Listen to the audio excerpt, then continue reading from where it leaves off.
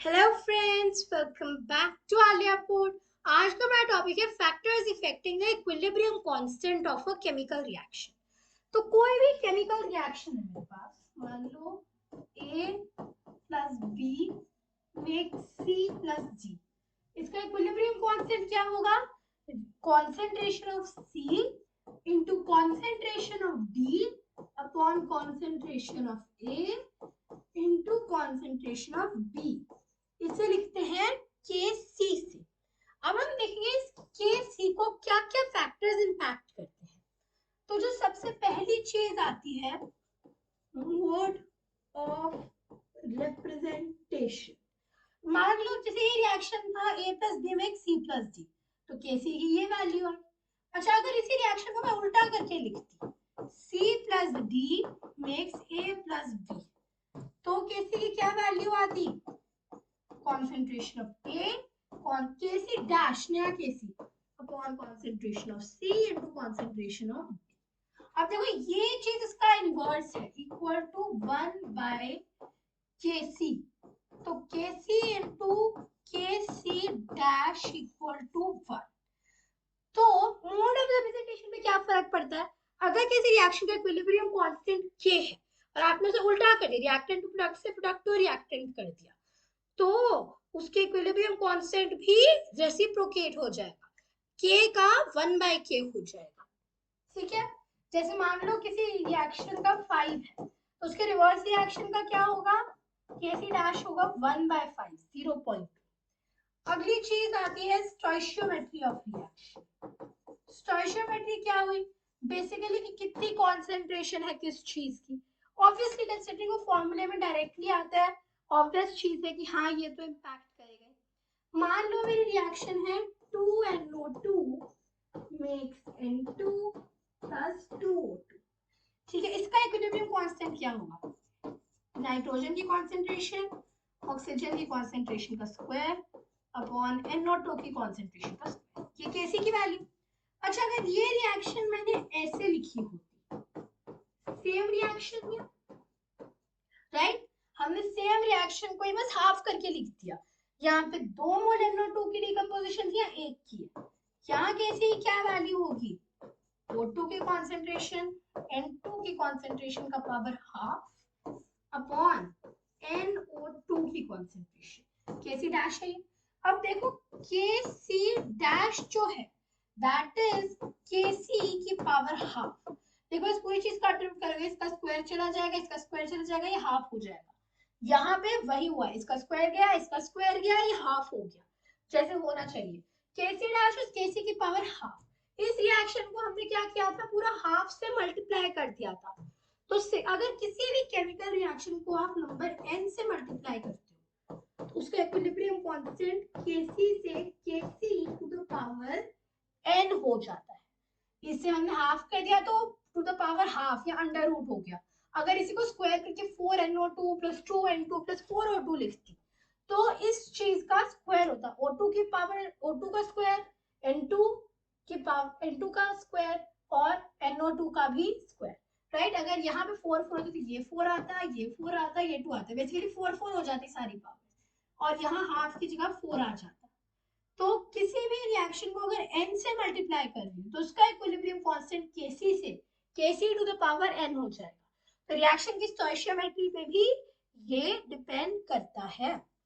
अच्छा, अगली चीज आगे थोड़ा कॉम्प्लिकेटेड फैक्टर आ जाता है, टेम्परेचर। देखो अगर हम टेम्परेचर की बात करते हैं तो सी टेम्परेचर में जैसे चेंज आता है, मान लो टेम्परेचर T1 से T2 गया, इक्विलिब्रियम कांस्टेंट में भी चेंज आता है। तो मान लो K1 से K2 हो जाएगा टेम्परेचर। T1 से T2 जब टेम्परेचर गया तो इक्विलिब्रियम कांस्टेंट K1 से K2 हो गया।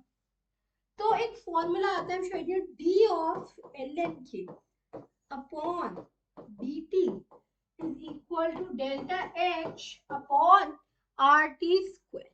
राइट, तो देखो ये क्या हो रहा है, ये H क्या है? Heat of reaction at constant volume. Right, जब हमने ऐसा कर दिया तो अच्छा log k2 by k1 क्या होता है?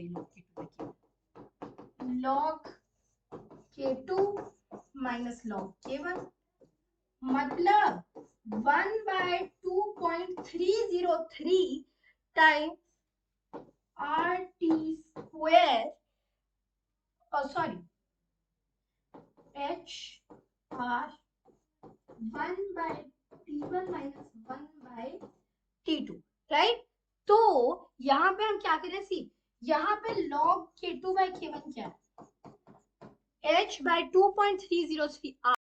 तो अगर ना हीट एब्जॉर्ब हो रही है ना मेरी हीट रिलीज हो रही है, मतलब H की वैल्यू 0 है, मतलब log k2 equal to log k1। तो ये बता रहे हैं कि टेम्परेचर कांस्टेंट रहेगा तो इक्विलिब्रियम कांस्टेंट भी सेम रहेगा। दूसरी चीज आती है अगर तो मेरा डेल्टा H ग्रेटर देन 0 है तो log k2 is greater than log k1, k2 k1 से बड़ा होगा। मतलब इस केस में जैसे जैसे टेम्परेचर बढ़ेगा मेरा इक्विलिब्रियम कांस्टेंट भी बढ़ेगा। Kc is directly proportional to T। तीसरा आता है अगर मेरा डेल्टा H लेस देन 0 है तो इस केस में क्या होगा? log k2 minus log k1 0 से कम होगा, log k2 less than log k1 तो k1 k2 से बड़ा आएगा। जैसे जैसे टेम्परेचर बढ़ेगा मेरा Kc कम होता जाएगा। Kc is inversely proportional to temperature। तो अच्छा देखो इस ये जो आप ये चीज ध्यान रखिए, इक्विलिब्रियम कांस्टेंट की जो वैल्यू है वो कुछ फैक्टर्स के इंडिपेंडेंट होती है। इंडिपेंडेंट ऑफ सबसे पहले तो प्रेजेंस ऑफ कैटलिस्ट। कैटलिस्ट क्या होता है? रिएक्शन को स्पीड अप करता है। कैसे? रिएक्शन को होने के लिए एक मिनिमम अमाउंट ऑफ एनर्जी होनी चाहिए जिसे हम एक्टिवेशन एनर्जी कहते हैं। एक कैटलिस्ट वो एक्टिवेशन एनर्जी कम कर देता है ताकि रिएक्शन हो सके इजीली। अब कैटलिस्ट हो ना हो उससे इक्विलिब्रियम कांस्टेंट में फर्क नहीं पड़ता, क्योंकि कैटलिस्ट सिर्फ ये इंपैक्ट करेगा कि इक्विलिब्रियम जल्दी अटेन होगा लेट अटेन होगा। कैटलिस्ट का इस चीज में कोई इंपैक्ट नहीं होगा कि इक्विलिब्रियम कांस्टेंट की वैल्यू क्या है। सेकेंड चीज आती है इनिशियल कॉन्सेंट्रेशन। इनिशियल कॉन्सेंट्रेशन से किसी को फर्क नहीं पड़ता, फर्क पड़ता है कि यूज अप कितना हुआ बचा कितना। इनिशियल कॉन्सेंट्रेशन कितनी भी हो 10 हो 5 हो 15 हो किसी को फर्क नहीं पड़ता, इसलिए कई बार अननोन भी मान लेते हैं कॉन्सेंट्रेशन क्योंकि एंड में जाके कैंसिल हो जाती है। अगली चीज आती है presence of inert materials. Reaction का इक्विलिब्रियम जल्दी अटेन कराने के लिए कई बार इनर्ट गैसेस डाल देते हैं ताकि उससे वॉल्यूम पे इम्पैक्ट आ जाए, प्रेशर या वॉल्यूम पे। प्रेशर या वॉल्यूम पे अगर इम्पैक्ट आएगा तो रिएक्शन इस हिसाब से मूव करेगी कि वो जो इम्पैक्ट आया वो रिवर्स हो जाए, जिससे रिएक्शन या तो स्पीड अप होगा या स्लो डाउन होगा।